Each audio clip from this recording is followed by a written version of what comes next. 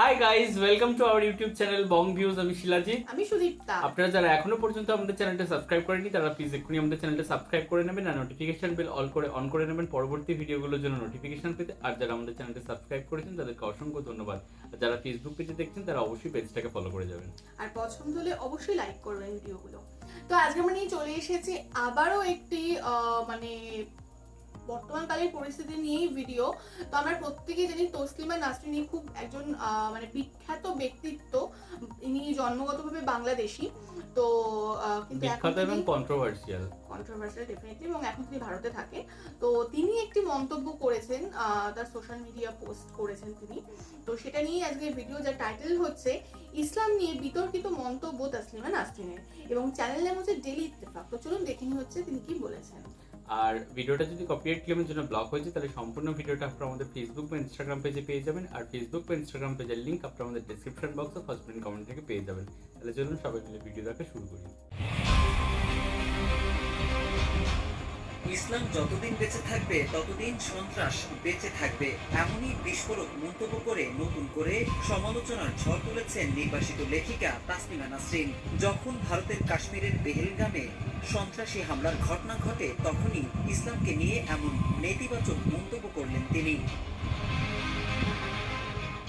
ইসলাম ধর্মকে নিয়ে তাসলিমা নাসরিন তার ফেসবুকে পরপর দুটি পোস্ট করেন। পোস্ট দুটোতেই ইসলাম ধর্মকে নিয়ে বিতর্কিত মন্তব্য করেছেন তিনি তার পোস্টে লেখেন, ইসলাম যতদিন বেঁচে থাকবে ততদিন সন্ত্রাস বেঁচে থাকবে, ইসলাম যতদিন বেঁচে থাকবে ততদিন অমুসলিম মুক্তচিন্তক যুক্তিবাদী ও নারী নিরাপত্তা থাকবে না বলেও মন্তব্য করেন তিনি। এছাড়াও তাসলিমা নাসরিন তার পোস্টে লেখেন, ইসলাম যতদিন বেঁচে থাকবে ফুল শুকিয়ে যেতে থাকবে, শিশুরা মরে যেতে থাকবে, বৃষ্টির মতো ঝরে পড়তে থাকবে লক্ষ লক্ষ মৃত পায়রা।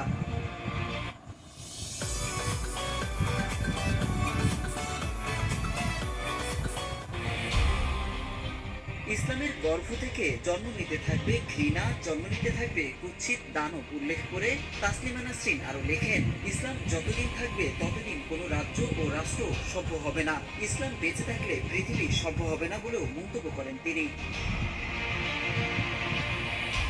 সামাজিক যোগাযোগ মাধ্যমে করা আরেকটি পোস্টে তাসলিমা নাসরিন লেখেন, মিথ্যের উপরে দাঁড়িয়ে আছে ধর্মগুলো, এক ফুয়ে উড়ে যেতে পারে সব, কিন্তু অজ্ঞতা আর অশিক্ষার মাটি এমন কামড়ে ধরে আছে ধর্মের শেকড় যে ধর্মগুলোকে উপড়ে ফেলা সহজ হচ্ছে না। যুগে যুগে মানবিক হয় মানুষ, যত সে বর্বরতা থেকে মুক্ত হয় ততই সে তার ধর্মকেও বর্বরতা থেকে মুক্ত করে। ইসলাম ধর্মকে ইঙ্গিত করে তিনি আরো লেখেন, একটি ধর্মেরই বিবর্তন থমকে আছে, একটি ধর্মেই জঙ্গিবাদ সমর্থন পায়, একটি ধর্মই একবিংশ শতাব্দীতে সন্ত্রাসী লেলিয়ে মানবতাকে আবর্জনার স্তূপে ছুড়ে দেয়, মানবাধিকারকে হত্যা করে নারীর অধিকারকে কবর দিয়ে দেয়। এরপর তিনি লেখেন, যে ধর্ম মানবিক নয় সে ধর্মকে হয় মানবিক করো, নয়তো সে ধর্মকে ত্যাগ করো। মোহাম্মদ সাইফুল ইসলাম, ইত্তেফাক। হচ্ছে ভিডিওটা, তো এটা যথেষ্ট কন্ট্রোভার্সিয়াল ছিল এবং পুরোটাই ইসলামের বিপক্ষে ছিল বলা যেতে পারে। এবং তিনি খুব সুন্দরভাবে তার নিজের মতো করে এখানে বুঝিয়েছেন। তো আমরা সবটাই শুনলাম এবং আমরা এখানে কমেন্ট বক্সটা আর কি চেক করছিলাম ভিডিওতে। তো সেখানে দেখলাম মানে হিন্দু মুসলিম নির্বিশেষে প্রচুর মানুষ কমেন্ট করেছে এবং বেশিরভাগ এরকম পজিটিভ কমেন্ট। এবং আরও অবাক হলাম, অনেক মুসলিম হচ্ছে মানুষজন দেখলাম পজিটিভ কমেন্ট করেছে। তো সেখান থেকে কিছু কমেন্ট যেগুলো স্পেশালি মুসলিম ভাই বোনেরা করেছেন, তো সেগুলো আমরা তুলে ধরবো। যেমন হচ্ছে লিমা আক্তার, তো তিনি লিখেছেন, তসলিমা নাসরিন আপু অনেক বিচক্ষণতাপূর্ণ এবং সত্য একটা কথা বলেছেন। তারপরে হচ্ছে এবার অনেক আইডি এরকম আছে যে প্রপার নাম বোঝাই যাচ্ছে না, বা তারা হিন্দু না মুসলিম সেটাও বোঝা যাচ্ছে না। হ্যাঁ, তো সেইগুলো আমরা আর পড়ছি না, যেগুলো প্রপারলি বুঝতে পারছি যে মুসলিম আইডি সেগুলোই আমরা পড়ছি। তো হুসেন 121 এরকম একটি আইডি থেকে লিখেছে যে এত চমৎকার একটা নিউজ দেওয়ার জন্য ইত্তেফাক চ্যানেলকে ধন্যবাদ। সিরাজুল আসলাম বলে একজন লিখেছেন, তসলিমা নাসরিন তো ঠিক কথাই বলেছেন, শুভকামনা তসলিমা নাসরিনের জন্য। শাহাবুদ্দিন লিখেছেন, তসলিমা নাসরিন ঠিকই বলেছেন, ওনাকে বাংলাদেশের পক্ষ থেকে শুভেচ্ছা ও অভিনন্দন। জাভেদ বলে একজন লিখেছেন, আগে তসলিমার কথা শুনলেই রাগ উঠতো, কিন্তু এখন দেখি এনার প্রায় সব কথাই তিতা সত্য। মোহাম্মদ আব্দুল্লাহ লিখেছেন, ধন্যবাদ সত্য কথা বলার জন্য তসলিমা আপা, বাংলাদেশে এত খারাপ অবস্থার জন্য এইটাই দায়ী। মোহাম্মদ রতন লিখেছেন, হিংসা বিদ্বেষ ঘৃণা বাদ দিয়ে প্রমাণ করুন যে উনি মিথ্যা বলছে। আমার মনে হয় উনি একদমই ঠিক বলেছেন এবং সত্যটা প্রচার করেছেন। আর লাস্ট আরেকটি হচ্ছে কমেন্ট আমরা করব, নবীজি বলে আই থিঙ্ক কিছু আইডি, তো ইসলাম মুক্ত পৃথিবী কতই সুন্দর। তো যাই হোক, এরকম র্যান্ডম আমরা কিছু আর কি কমেন্ট করে নিলাম। তো যেখানে আমরা দেখতে পাচ্ছি যে হিন্দুরা তো লিখেছে, সেটা আমি স্বাভাবিকই মনে করে নিলাম, কিন্তু অনেক মুসলিমরাও লিখেছেন কিন্তু যে তিনি ঠিক বলছেন। তো যাই হোক, এবার আসি তসলিমা নাসরিনের বক্তব্যে। তো তিনি হচ্ছেন সোজা কথা ইসলামকে কোথাও গিয়ে বলেছেন যে এই ধর্ম অনেকটা দায়ী সন্ত্রাসের জন্য, এবং যতদিন ইসলাম থাকবে ততদিন পৃথিবীর ভালো হবে না, বা এরকম অনেক কিছু কথা যেগুলো আপনারা শুনতে পেলেন ভিডিওতে, বা তার প্রোফাইলেও আপনারা পোস্টগুলো দেখতে পেয়ে যাবেন। আর আরেকটা জিনিস হচ্ছে তিনি এটা একটা খুব বড় স্টেটমেন্ট রেখেছেন, যেটার সাথে আমরা অনেকটা এগ্রি করতে পারি, যে ধর্মকে আপগ্রেড করা উচিত। তো আমরা যখন আস্তে আস্তে নিজেরা উচ্চশিক্ষিত হই, বা আমরা হচ্ছে মানে বিজ্ঞান উন্নতি হয়, আমরা যখন এগিয়ে যাই, আমাদের সভ্যতার উন্নতি হয়, তখন হয়তো আমাদের ধর্মটাকেও একটু উন্নত করা প্রয়োজন, তো বর্বরতা থেকে মুক্ত করা প্রয়োজন। তো সেক্ষেত্রে হয় ধর্মকে ঠিক করুন, সেই ধর্মকে বর্জন করুন। তো এটা আমরা কিন্তু যথেষ্ট এগ্রি করি যে হ্যাঁ, আমাদের সবার ধর্মেই কিছু না কিছু হয়তো কুসংস্কার থাকে, বা কিছু না কিছু, যেমন আমাদের হিন্দু ধর্ম কিছু মানুষ নিজেদের স্বার্থের জন্য হয়তো বলি, পশু বলি, তারপরে হচ্ছে সতীদাহ প্রথা, চতুরাশ্রম, বর্ণ প্রথা, তারপর হচ্ছে মেয়েদের বাল্য বিবাহ বা বিধবাদের জন্য বিভিন্ন রকম অদ্ভুত অদ্ভুত নিয়ম কানুন, একদম অস্পৃশ্য মানুষদের জন্য তারা জল ছোবে না, তারা মন্দির প্রবেশ করবে না, এরকম প্রচুর জিনিস অনেক সময় অনেক আগে থেকে ছিল, বা পরবর্তীকালে কিছু মানুষ নিজেদের সুবিধার্থে কিন্তু করেছে। কিন্তু যত দিন এগিয়েছে, মানুষ শিক্ষিত হয়েছে, বুঝতে শিখেছে, সেটা কিন্তু তারা নিজেদের সচেতনতা বাড়িয়েছে। অনেক হচ্ছে সমাজ সংস্কারক মানুষ, রাজা রামমোহন রয় হতে পারে, ঈশ্বরচন্দ্র বিদ্যাসাগর হতে পারে, বিবেকানন্দ হতে পারে, রানী রাসমণি হতে পারে। তো এরকম অনেক ব্যক্তিত্ব, তারাও কিন্তু সমাজকে এগিয়ে নিয়ে যাওয়ার কাজ করেছে, এবং দেশের আইন কানুন ব্রিটিশ আমলেও কিছু সংশোধন হয়েছে, দেন আমাদের দেশ স্বাধীন হয়েছে। আর একজনের নাম না বললেই নয়, আপনাদের যে জাতীয় কবি কাজী নজরুল ইসলাম, তারও চিন্তাধারা কিন্তু অনেক বেশি লিবারাল ছিল, এবং অনেক বেশি মানে এরকম মানে ধর্মান্ধ ছিল না কোথাও। একদমই তাই। তো যেটা বললাম যে ব্রিটিশ আমলেও অনেক কিছু ল পাস হয়েছে, ইভেন আমাদের সংবিধানে অনেক কিছু আমরা সবকিছু আর কি কুসংস্কার মুক্ত ভাবে আমরা করার চেষ্টা করেছি। তো হিন্দু ধর্মেও কিন্তু প্রতিনিয়ত অনেক কিছু পাল্টাচ্ছে, আগামী দিনেও হয়তো আরো পাল্টাবে। তো ওটাই হচ্ছে ব্যাপার।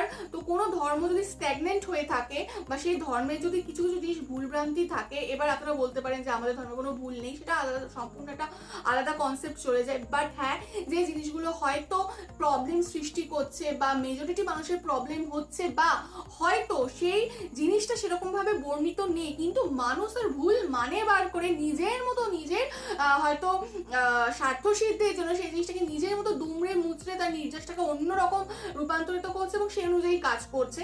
তো এই জিনিসগুলোর ওপর আমার মনে হয় সচেতনমূলক নজর দেওয়া প্রয়োজন, এবং যদি দরকার হয় সেটা আইন করে বা নিজেদের মধ্যে সচেতনতা বাড়িয়ে সেইগুলোর আংশিক বা পারলে সম্পূর্ণ পরিবর্তন করা কিন্তু খুবই আবশ্যিক। না হলে কিন্তু এরকম দেশে দেশে জায়গায় জায়গায় মানুষ মরবে, সব কিছু ধ্বংস হবে, এবং এর হয়তো কোনো শেষ হবে না। তো আমাদের যেমন আমরা আমাদের নিজেদের পরিবর্তন করি, আমরা যেমন ছোটবেলায় যেমন ছিলাম, আমাদের আস্তে আস্তে ম্যাচুরিটি আসে। তো আমার মনে হয় সবকিছু একটু দেখে শুনে বিচক্ষণতার সাথে কাজ করা উচিত। এবং আমাদের গণতান্ত্রিক দেশে যখন কোনো আইন তৈরি হয়, তো সেই আইনও পরবর্তীকালে সময়ের সাথে সাথে রিফর্ম হয়।